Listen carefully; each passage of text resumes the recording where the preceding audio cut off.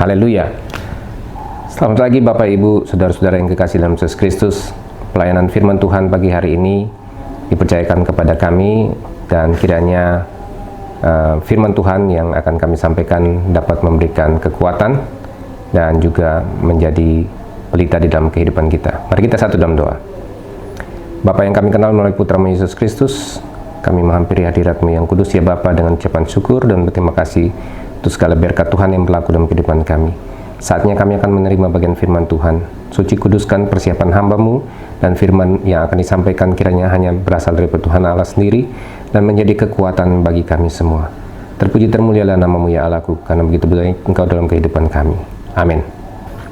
Berangkat dari kejadian yang sedang saya alami, saat ini ibu saya memasuki usia ke-88 tahun, dan kemarin saya mendapat berita bahwa dia mengalami gangguan kesehatan yang sangat serius, yaitu pengeroposan pada tulang belakang, sehingga dia hanya boleh terbaring lurus, tidak boleh pakai kasur atau tempat tidur yang empuk.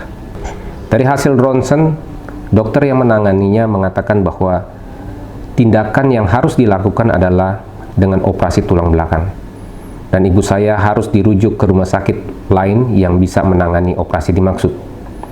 Tapi ada beberapa faktor juga yang menjadi pertimbangan kami. Umur mama, keadaan pandemi COVID-19 yang belum kondusif bisa menimbulkan risiko.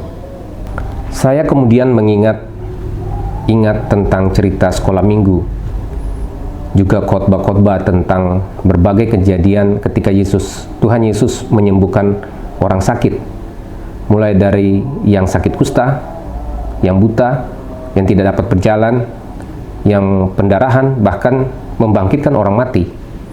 Sungguh mujizat-mujizat yang luar biasa.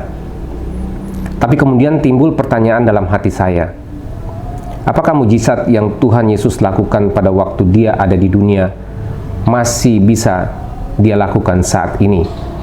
Apakah kuasanya masih tetap sama? Dalam Ibrani 13 ayat 8 mengatakan bahwa Yesus Kristus tetap sama baik kemarin maupun hari ini dan sampai selama-lamanya. Ada sebuah janji dalam nats Alkitab yang menyatakan bahwa Tuhan Yesus akan tetap sama. Dia tidak akan berubah.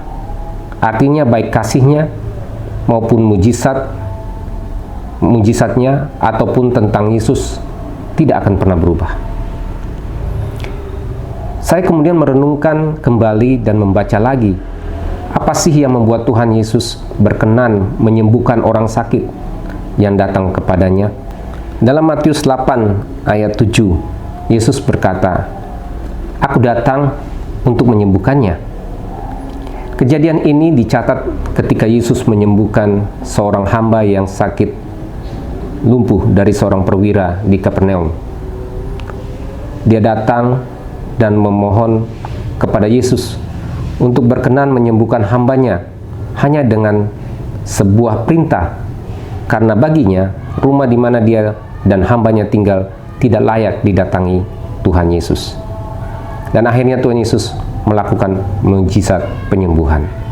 Ada kalimat Tuhan Yesus yang mengatakan tentang iman dari perwira tersebut. Kemudian pada Matius 9 ayat 20 sampai dengan 22, ada seorang wanita yang sudah 12 tahun menderita sakit pendarahan. Mengetahui bahwa Yesus akan lewat di wilayahnya, maka timbullah keyakinannya yang digerakkan oleh imannya.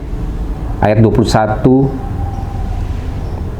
dari Matius 9 mengatakan, karena katanya dalam hatinya, asal kujamah saja jubahnya, aku akan sembuh.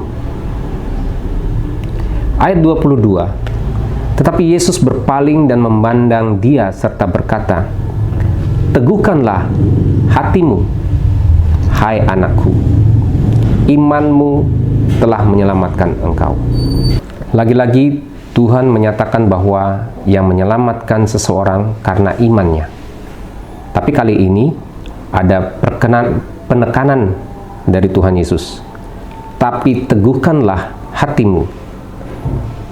Jika kita sudah beriman bahwa Tuhan Yesus dapat menyembuhkan kita, jangan ragu-ragu, tapi teguhkanlah hatimu. Imanmu telah menyelamatkan engkau.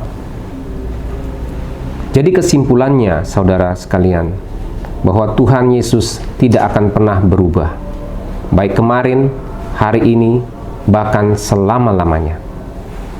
Itu adalah jaminan dari firman Tuhan. Mujizat kesembuhan akan terjadi pada setiap orang yang beriman kepada Tuhan Yesus. Namun jangan ragu-ragu, tapi teguhkanlah hatimu. Amin. Tuhan Yesus memberkati kita sekalian. Kita berdoa. Terima kasih Tuhan Yesus karena kami sudah menerima bagian dari firman Tuhan. Kiranya kami tidak ragu-ragu dalam mengimani keyakinan kami bahwa Engkau Sang Penebus, Sang Pemberi kami kesehatan, kesembuhan, dan kiranya kami selalu yakin bahwa kuasa-Mu tak akan pernah berubah, dahulu, sekarang, sampai selama-lamanya. Terima kasih Tuhan Yesus, berkati kami. Dalam nama Yesus kami berdoa mengucap syukur kepada Bapa surga. Amin. Amin. Haleluya.